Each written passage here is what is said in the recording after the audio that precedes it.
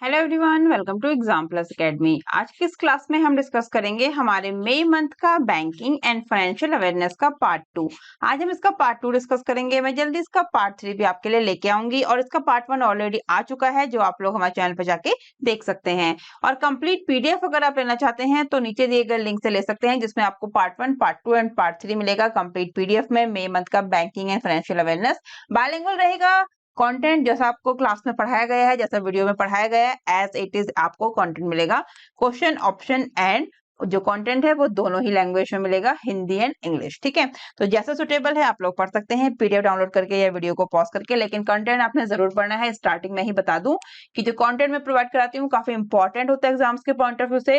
जो previous exams हुए थे उनमें काफी क्वेश्चन पूछे गए थे और जो नेक्स्ट एग्जाम जो होंगे उनमें भी क्वेश्चन जरूर पूछे जाएंगे कंटेंट से। ठीक है, तो कंटेंट आपने जरूर पढ़ना है। क्वेश्चन के साथ साथ क्वेश्चन से रिलेटेड जो भी न्यूज होती है वो आपको कंटेंट में प्रोवाइड की जाती है। क्वेश्चन कभी कभी एग्जाम्स में घुमा फिरा के भी आ जाते हैं, इसलिए कंटेंट पढ़ के आप लोग एग्जाम्स में अच्छा परफॉर्म कर पाएंगे। चलिए शुरू करते हैं हमारी आज की क्लास। मई मंथ का बैंकिंग एंड फाइनेंशियल अवेयरनेस का पार्ट 2। फर्स्ट क्वेश्चन है हमारा, What is the purpose of 100 days 100 pays campaign launched by the Reserve Bank of India?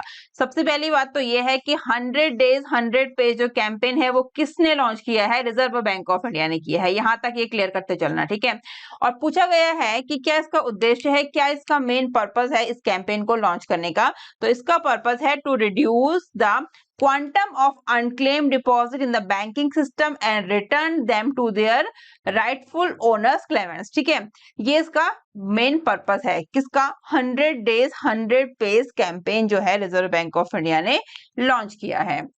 तो इसके बारे में हम जान लेते हैं कंटेंट में क्या बोला गया है। The RBI has announced the launch of a special 100 days campaign to trace and settle unclaimed deposit in every district of the country. बोला गया है कि आरबीआई ने देश के हर जिले में जो भी अनक्लेम्ड जमा राशि है उसका पता लगाने और निपटाने के लिए 100 डेज के एक विशेष अभियान की शुरुआत की घोषणा की है। अनक्लेम्ड डिपॉजिट के लिए किया है, मेन एम है। ठीक है, फिर बोला गया है under the campaign which will begin on 1 June 2023 bank will trace and settle there top 100 unclaimed deposit in each district. तो अभियान के तहत जो 1 जून 2023 से शुरू हुआ है ये अभियान, ये कैंपेन जिसका नाम है 100 डेज 100 पेज, बैंक प्रत्येक जिले में अपनी सीट से टॉप 100 अनक्लेम्ड डिपॉजिट जो अमाउंट है उसका पता लगाएंगे और उनका निपटान करेंगे। ठीक है, तो इसके बारे में कुछ इंपॉर्टेंट पॉइंट्स इस क्वेश्चन में फटाफट से देख लेते हैं। तो कैंपेन लॉन्च किया है रिजर्व बैंक ऑफ इंडिया ने। कैंपेन का क्या नाम है? 100 डेज 100 पेज कैंपेन का नाम है।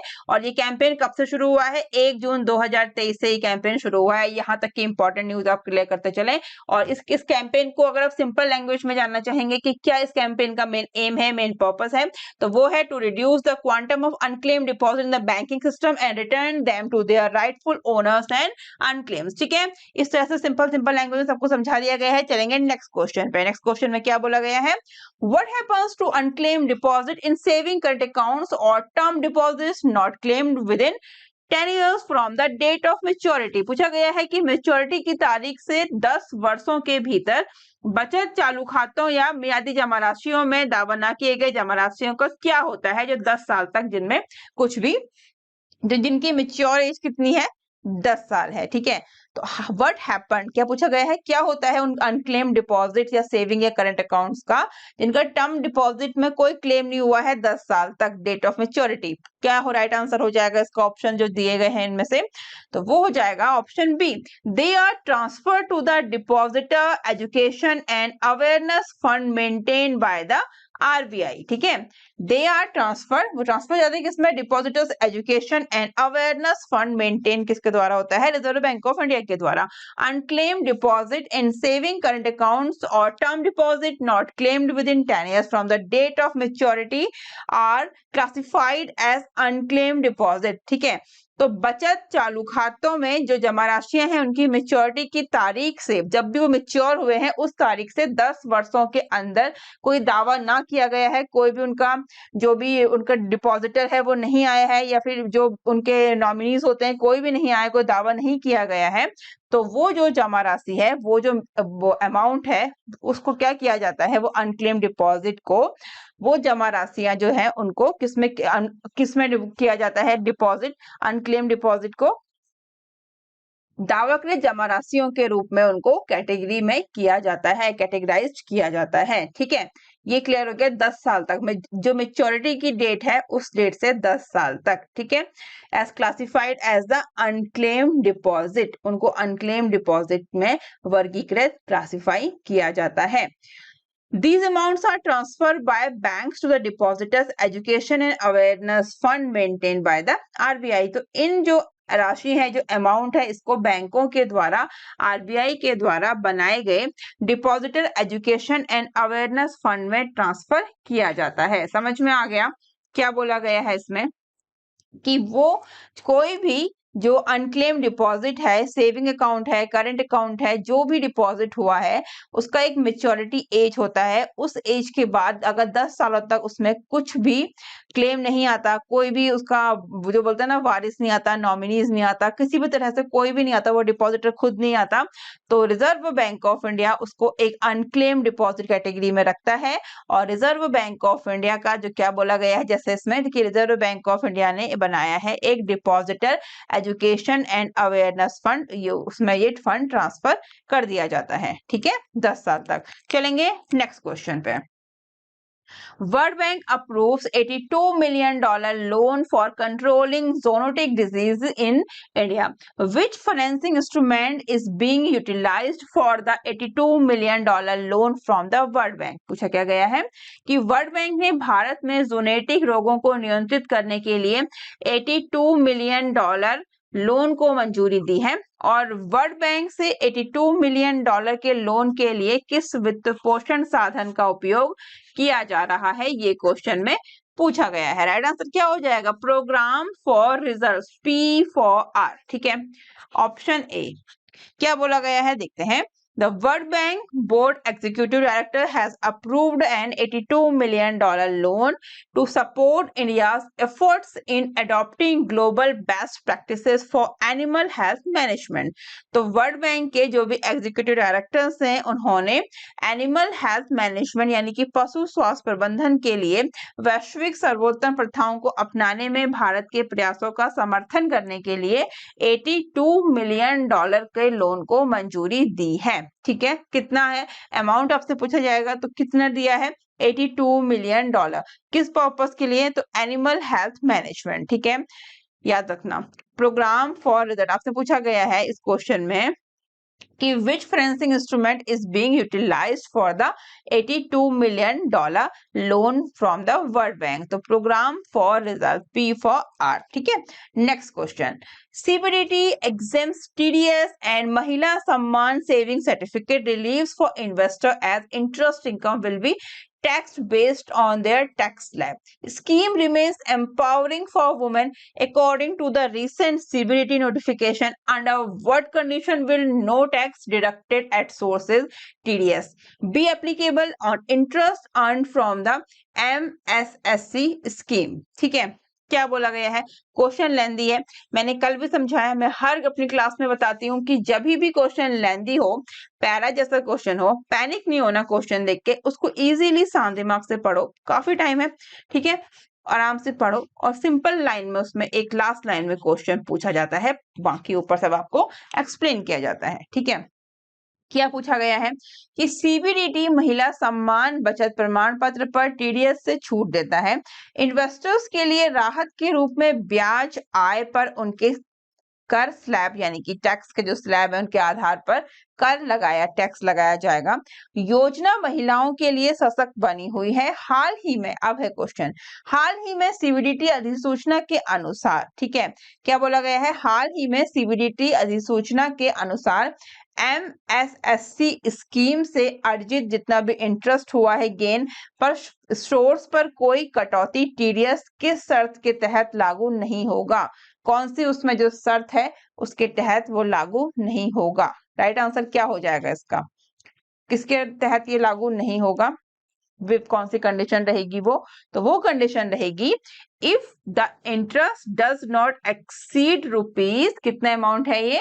40,000 इन अ फाइनेंशियल ईयर। ठीक है, ये अच्छे से पढ़ लेना कि पूछा क्वेश्चन में क्या गया है, according to the recent CBDT notification under what condition will no tax deducted at source TDS be applicable on interest earn from the MSSC scheme. ठीक है, तो किस स्कीम के अंदर ये एप्लीकेबल नहीं होगा, तो इसमें साफ आपको एक्सप्लेन किया गया है, if the interest does not exceed, जो इंटरेस्ट है वो एक्सीड नहीं होना चाहिए, कितना, 40,000 रुपये एक फाइनेंशियल ईयर में। ठीक है, इसको समझ लेना आराम से।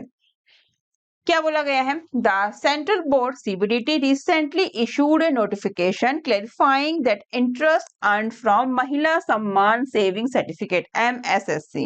यहाँ पे एमएसएससी जो दिया है इसका फुल फॉर्म क्या है ये मैं बताना भूल गई, महिला सम्मान सेविंग सर्टिफिकेट। ठीक है, विद पिक्चर आपको समझा दिया गया है, इसको शॉर्ट में क्या बोल लेंगे हम, एमएसएससी। ठीक है, महिला सम्मान सेविंग, ठीक है, सर्टिफिकेट। क्या बोला गया है वो देख लेते हैं। तो बोला गया है कि सीबीडीटी ने हाल ही में अधिसूचना जारी करके ये स्पष्ट किया है कि एमएसएससी यानी कि महिला सम्मान बचत प्रमाण पत्र से अर्जित ब्याज स्रोत पर कटौती टीडीएस के अधीन नहीं होगा। यानी कि CBDT recently issued notification clarifying that interest earn from Mahila Samman saving certificate will not be subject to tax deducted at source TDS. ठीक है, चलेंगे नेक्स्ट क्वेश्चन पे। नेक्स्ट क्वेश्चन में क्या बोला गया है, the all India bank employ association AIBEA has announced plans to establish an online bank clinic to assist retail bank customers with grievance redressal. What is the primary purpose of the bank clinic introduced by AIBEA? देखो last line में मैंने बोला था ना, question पूछा जाता है सब शुरू में स्टार्टिंग में सब कुछ एक्सप्लेन करने के बाद। लास्ट में पूछा गया है कि क्या प्राइमरी पर्पस है बैंक क्लिनिक को इंट्रोड्यूस करने का, जो AIBA ने इंट्रोड्यूस किया है। ठीक है, तो AIBEA फुल फॉर्म याद रखना, all India bank employ association ने क्या अनाउंस किया है, एस्टेब्लिश किया है खुदरा बैंक ग्राहकों को शिकायत निवारण में सहायता करने के लिए एक ऑनलाइन बैंक क्लिनिक स्थापित करने की योजना की घोषणा की है। और पूछा गया है कि AIBEA द्वारा शुरू किए गए बैंक क्लिनिक का प्राथमिक उद्देश्य क्या है, तो to provide customers with a platform to raise their concern and grievances, right? ठीक है, to improve customer satisfaction and loyalty, right? To provide feedback to banks on areas of service deficiencies, right? तो all of the above is the right answer. ठीक है, ये हो जाएगा right. Confuse मत होना, मैम सब में टिक कर दिया, तो राइट आंसर है option D, all of the above. ठीक है, ये इसका मेन उद्देश्य है AIBA का बैंक क्लिनिक खोलने का। ठीक है, The AIBEA has announced plans to establish an online bank clinic to assist retail bank customers with grievances redressal. AIBA General Secretary CH Venkatachalam stated that once the customer files a complaint with the bank clinic, AIBA team will work with the bank to address the issue. ठीक है, तो AIBEA ने खुदरा bank ग्राहकों को शिकायत निवारण में सहायता करने के लिए एक ऑनलाइन बैंक क्लिनिक स्थापित करने की योजना की घोषणा की है। और AIBA के महासचिव हैं CH वेंकटचलम ने कहा कि ग्राहक द्वारा बैंक क्लिनिक में शिकायत दर्ज करने के बाद AIBA की टीम बैंक के साथ मिलकर समस्या का समाधान करेगी। ठीक है, क्लियर हो गया। बैंक क्लिनिक का मेन जो ऑब्जेक्ट है, मेन जो उद्देश्य है, क्यों खोला गया है, एक बार आराम से पढ़ना, इसको वीडियो को पॉज करके PDF डाउनलोड करके जैसे सुटेबल हो सब कुछ समझ में आता जाएगा। ठीक है, पढ़ना जरूर। मैं फिर से बोलती हूँ, कुछ लोग कहते हैं मैम इतने बार बोलती हैं, हम मतलब इतने बार मत बोला करिए। ठीक है, लेकिन इतने बार बोलना पड़ता है क्योंकि कुछ स्टूडेंट्स हम भूल जाते हैं, याद नहीं रखते कि भाई क्वेश्चन पे ये क्वेश्चन पढ़ा, ये टिक मारा और हमने ये पढ़ लिया। ऐसा नहीं पढ़ना ना, आंसर पूरा डिटेल्स में समझने के लिए किसी भी क्वेश्चन को, पूरी न्यूज को, पूरी इन्फॉर्मेशन को आपने कॉन्टेंट जरूर पढ़ना है। और कुछ लोग कहते हैं कि मैम आप हिंदी में भी और इंग्लिश में भी दोनों में मत दिया करिए, काफी इरिटेटिंग हो जाता है, टाइम ज्यादा लगता है। तो आप जिसको जो, अगर मैंने हिंदी में लिया तो इंग्लिश वाले स्टूडेंट छूट जाएंगे और इंग्लिश में लिया तो हिंदी वाले, तो मुझे दोनों स्टूडेंट्स को कंटेंट लेना है, तो जिसको जो सुटेबल है आप खुद से पढ़ लीजिए। ठीक है, लैंग्वेज अपने हिसाब से। चलेंगे नेक्स्ट क्वेश्चन पे। नेक्स्ट क्वेश्चन में क्या है, Which company has taken over the global sponsor for ICC as of May 2023? तो किस कंपनी ने ICC के लिए वैश्विक प्रायोजक के रूप में पदभार संभाला है? पिक्चर में दिख रहा है, मास्टर कार्ड इसका राइट आंसर हो जाएगा। ठीक है, master card has reportedly taken over from BharatPe as the global sponsor of the international cricket council as a multinational financial services corporation based in the US. ठीक है, master card ने कथित तौर पर भारत पे से संयुक्त राज्य अमेरिका में स्थित एक बहुराष्ट्रीय वित्तीय सेवा निगम आईसीसी के वैश्विक प्रायोजक के रूप में पदभार संभाला है। क्लियर हो गया, ज्यादा कुछ समझाने वाली बात तो है नहीं इसमें। चलेंगे नेक्स्ट क्वेश्चन पे। The pension fund regulatory and development authority PFRDA has extended the deadline for linking permanent account number यानी कि PAN with Aadhaar to 30 June 2023। Who needs to link PAN with Aadhaar? तो पीएफआरडी का फुल फॉर्म पहले याद कर लो, pension fund regulatory and development authority. तो जो फ्रेशर्स है उनको नहीं पता रहता तो उनके लिए भी है, पीएफआरडी का ये फुल फॉर्म है। ठीक है, पीएफआरडीए ने स्थायी खाता संख्या पैन को आधार से जोड़ने की समय सीमा को बढ़ाकर 30 जून 2023 कर दिया है। पैन को आधार से जोड़ने की जरूरत किन लोगों को है? किसे है का मतलब किन लोगों को है ये पूछा गया है। तो किन लोगों को है? Every person who has a PAN as of 1st July 2017 and is eligible to obtain an Aadhaar number. ठीक है, हर उस व्यक्ति को जिसका पैन है कि 1st July 2017 and eligible to obtain an Aadhaar number. ठीक है, PFRDA has extended deadline for linking PAN with Aadhaar to 30 June। ठीक है, the CBDT has also extended the date for PAN Aadhaar linking till this date। तो याद रखना 30 जून तक date बढ़ा दी गई है पैन को आधार से लिंक करने की। कौन लोगों को, किन लोगों को इसकी जरूरत है? तो every person who has a pan of 1st July as of 1st July 2017 and is eligible to obtain an Aadhaar number. ठीक है, चलिए नेक्स्ट क्वेश्चन पे। नेक्स्ट क्वेश्चन में क्या है? London stock exchange group announce its plan to set up a technology centre of excellence in Hyderabad India which is expected to create about 1000 jobs a year and boost the BFSI sector in the city। What does LSEG do? तो London stock exchange group ने हैदराबाद भारत में उत्कृष्टता का एक प्रौद्योगिकी केंद्र स्थापित करने की अपनी योजना की घोषणा की, जिससे प्रतिवर्ष लगभग 1000 नौकरियां सृजित होने और शहर में बीएफएसआई क्षेत्र को बढ़ावा मिलने की उम्मीद है। लास्ट लाइन में पूछा है व्हाट डज एलएसईजी डू? तो करता क्या है एलएसईजी? एलएसईजी क्या है? London stock exchange group. ये क्या करता है? तो देखिए इसका राइट आंसर हो जाएगा ऑल ऑफ द अबव। ये सभी कुछ करता है जो ऊपर आपको ऑप्शंस दिए गए हैं। तो सभी कुछ करता है तो क्या क्या है? प्रोवाइड करता है financial market infrastructure and data. ठीक है, operates in 70 countries world wide, serves customers in 190 countries, has over 2000 issuers across 100 countries। तो राइट आंसर क्या हो जाएगा? All of the above. London stock exchange group LSEG। ठीक है, व्हाट डज LSEG डू? याद रखना ये सभी कुछ करता है LSEG, ये याद रख लेना अच्छे से। राइट आंसर हो जाएगा option E. LSEG has announced its plan to set up a technology center of excellence in Hyderabad, India। This move is expected to create about 1000 jobs a year and boost the banking, financial services and insurance sector in the city। ठीक है, LSEG ने हैदराबाद में उत्कृष्टता प्रौद्योगिकी केंद्र स्थापित करने की अपनी योजना की घोषणा की। इस कदम से प्रतिवर्ष लगभग 1000 नौकरियां सृजित होने और शहर में बैंकिंग, वित्तीय सेवा और बीमा क्षेत्र को बढ़ावा मिलने की उम्मीद है।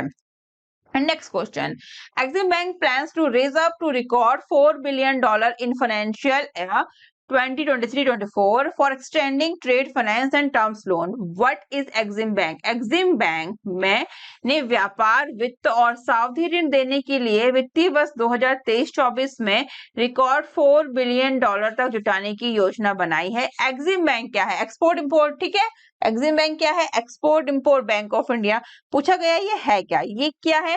An Indian government own export credit agency is called the Exim bank. ठीक है, export import bank of India तो इसका फुल फॉर्म है जो मैंने पिक्चर में भी आपको दिया है। इस पिक्चर में भी आप देख सकते हैं इसका फुल फॉर्म, छोटा सा है, पढ़ लेना।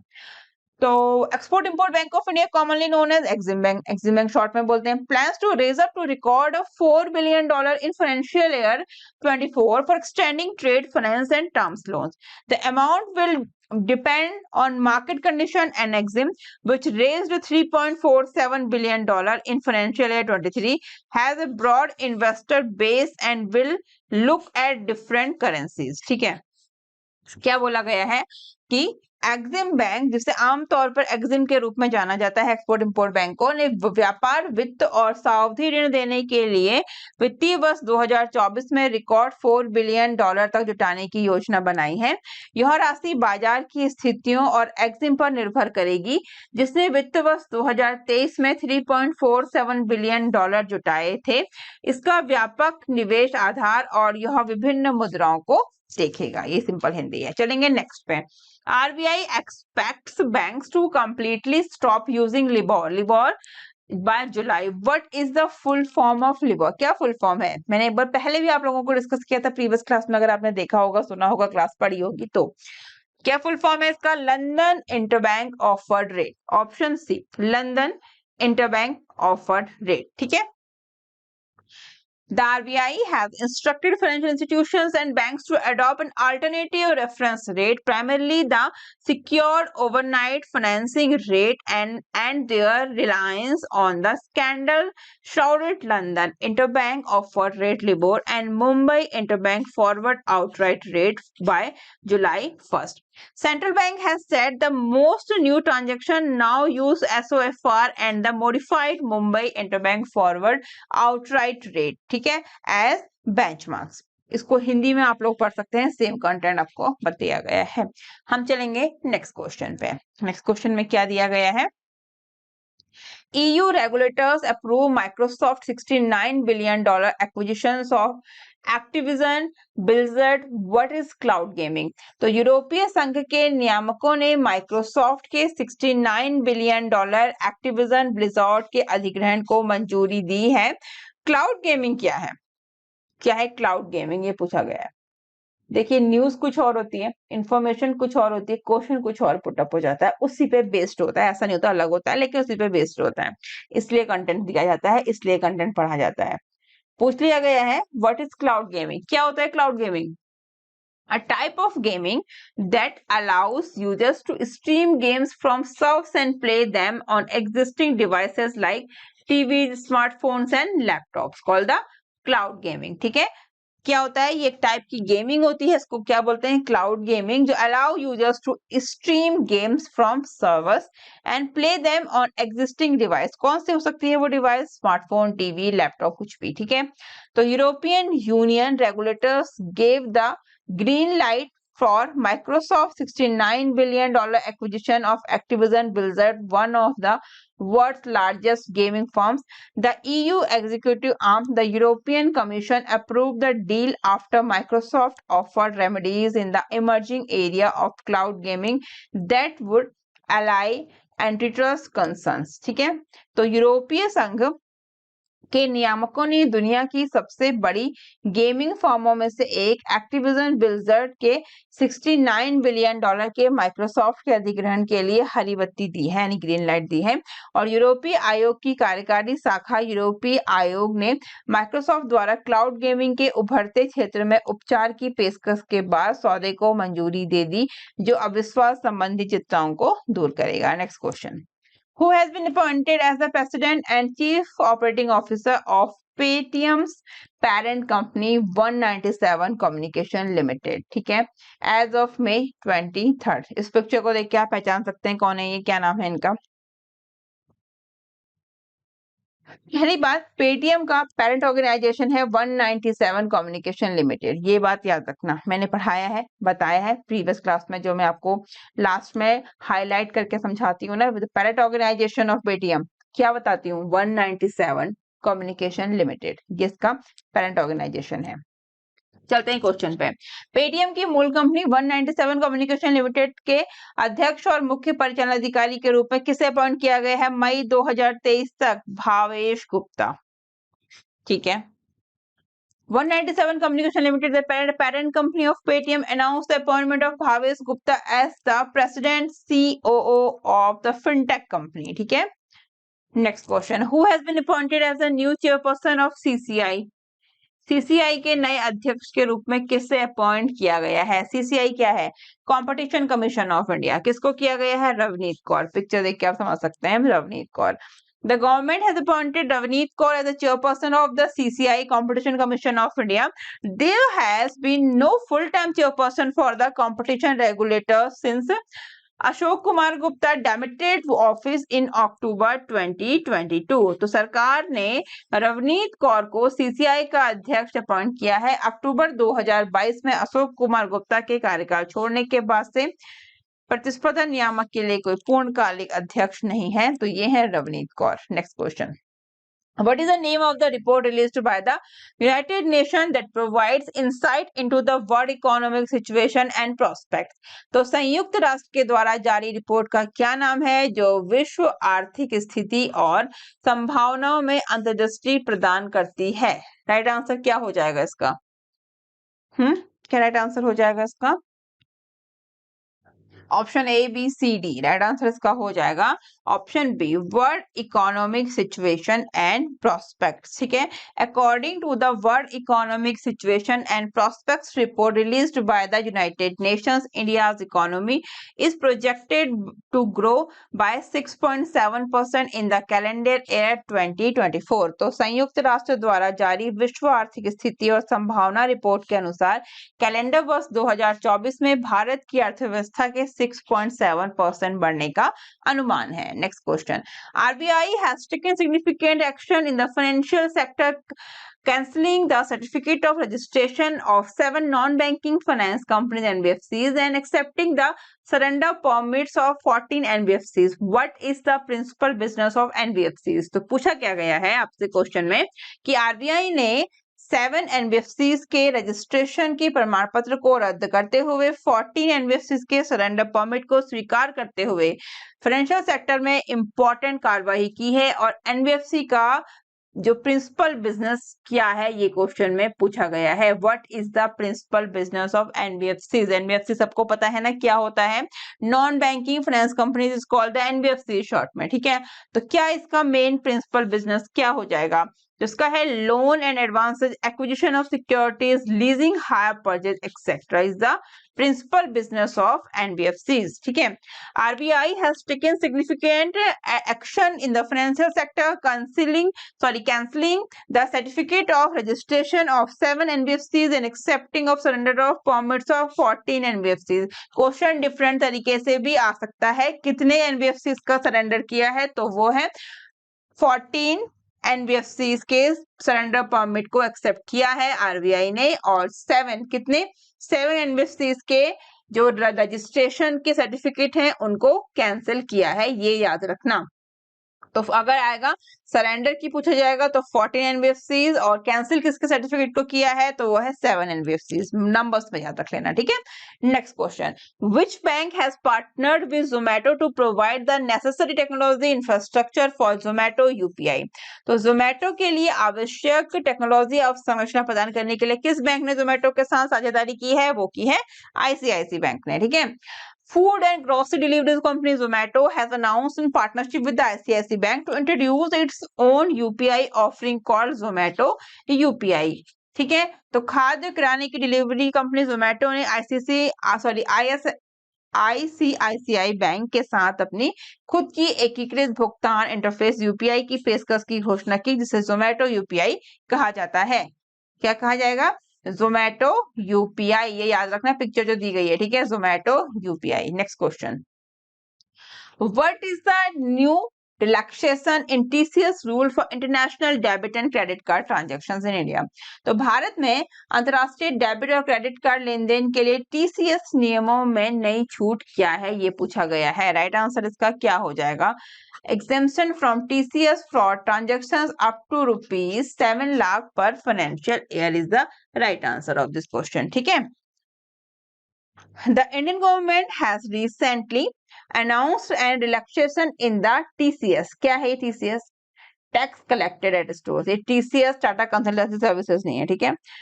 Tax collected at source, rules for international transactions made using debit and credit card starting from 1 July 2023, individuals conducting international transactions up to ₹7 lakh will be exempt from the 20% TCS levy, ठीक है।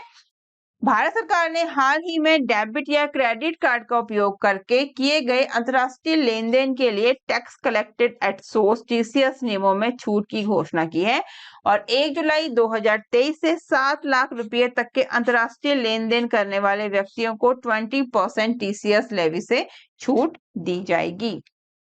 Next question में क्या बोला गया है? The IRDAI, this is the full form, सभी को पता होगा, the insurance regulatory and development authority of India is the full form IRDAI has recently announced the relaxation of norms for surety bonds. What is the purpose of surety bonds in the context of insurance? तो IRDAI ने हाल ही में जमानत bond के लिए मानदंडों में छूट की घोषणा की और बीमा के संदर्भ में जमानत बॉन्ड का उद्देश्य क्या है? तो वो है managing risk associated with breaches of contract और नॉन परफॉर्मेंस, ठीक है, option C. The IRDA has recently announced the relaxation of norms for surety bonds, a type of insurance policy that protects parties involved in transactions or contracts from potential financial losses resulting from breaches or non-performance, ठीक है। क्या बोला गया है? IRDAI ने हाल ही में जमानत bond के लिए मानदंडों में छूट की घोषणा की।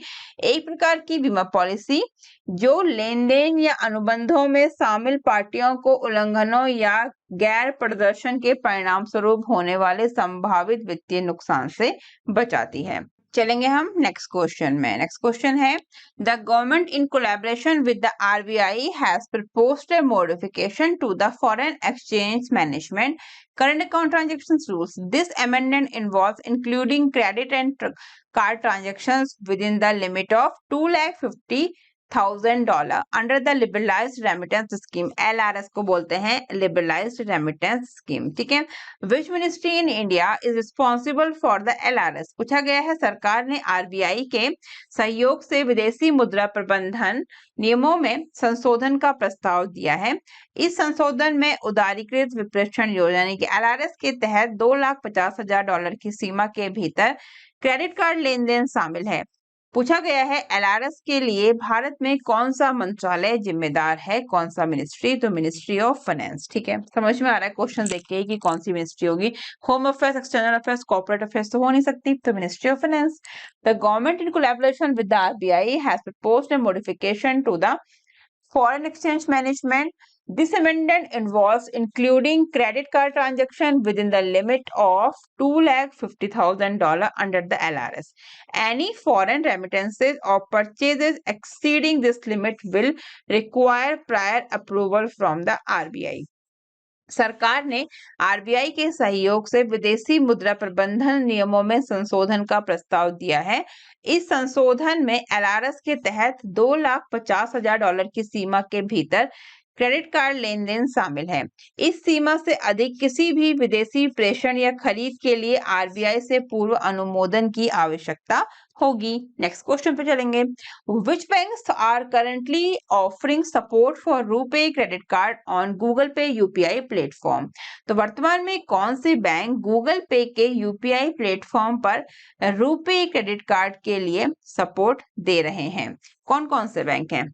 Axis bank, bank of Baroda, Canara bank, HDFC bank, Indian bank, Kotak Mahindra bank, Punjab national bank and union bank of India, ठीक है। तो Google Pay in collaboration with the NPCI has announced the integration of RuPay credit cards onto the UPI payments interface UPI platform. तो Google Pay ने NPCI के सहयोग से RuPay credit card को एकीकृत भुगतान इंटरफेस UPI प्लेटफॉर्म पर एकीकृत करने की घोषणा की है। ठीक है, next question, according to the Financial Times ranking 2023, where does IIM Kozhikode rank among the top providers of open enrollment executive programs globally? तो फाइनेंशियल टाइम्स रैंकिंग 2023 के अनुसार IIM कोझिकोड विश्व स्तर पर ओपन एनरोलमेंट एग्जीक्यूटिव प्रोग्राम के शीर्ष प्रदाताओं में कहां पे रैंक करता है? वो करता है 72 पोजीशन पे। ठीक है, The IIM Kozhikode has achieved recognitions in the prestigious Financial Times ranking 2023. The debut in Financial FT ranking placed IIM Kozhikode at the 72 position among the top 75 providers of open enrollment executive programs globally. ठीक है, तो IIM Kozhikode ने प्रतिष्ठित financial Times ranking 2023 FT ranking financial Times ranking बोलेंगे, इसमें मान्यता प्राप्त की है और FT रैंकिंग में पहली बार IIM कोझिकोड को वैश्विक स्तर पर ओपन नामांकन कार्यकारी कार्यक्रमों के शीर्ष 75 प्रदाताओं में 72वें स्थान पर रखा गया है। ठीक है, तो यहाँ पे हमने कंप्लीट किया है हमारा मई मंथ का second part banking and financial awareness का। जल्दी इसका पार्ट 3 में लेके आऊंगी। पार्ट 1 ऑलरेडी आ चुका है जो आप लोग देख सकते हैं। कंप्लीट PDF जो रहेगा इन सभी का आप लोग नीचे दिए गए लिंक से डाउनलोड कर सकते हैं। इंपॉर्टेंट एग्जाम्स के लिए कंटेंट जरूर पढ़ना है और वीडियो अच्छी लगे तो प्लीज शेयर जरूर करिए। अदर स्टूडेंट्स को चैनल का नाम जरूर बताइए और डिफरेंट सोशल मीडिया प्लेटफॉर्म पे इन सभी पे आप लोग जरूर जुड़िए जिससे आपको टाइम टू टाइम अपडेट मिलता रहे। ठीक है, और चैनल पे अगर आप नए हैं तो सब्सक्राइब करके बेल आइकन जरूर दबाएं जिससे आने वाले सभी इंपॉर्टेंट वीडियोस की नोटिफिकेशन आपको सबसे पहले मिल सके, जो आपके एग्जाम्स के लिए काफी ज्यादा हेल्पफुल रहेगा। और वीडियो को शेयर जरूर करें, चैनल का नाम अदर स्टूडेंट्स को जरूर बताएं ताकि सब लोग अपनी तैयारी को और ज्यादा बेहतर तरीके से कर सकें। तो आज के लिए बस इतना ही, मिलते हैं नेक्स्ट वीडियो में। Thank you, thanks for watching.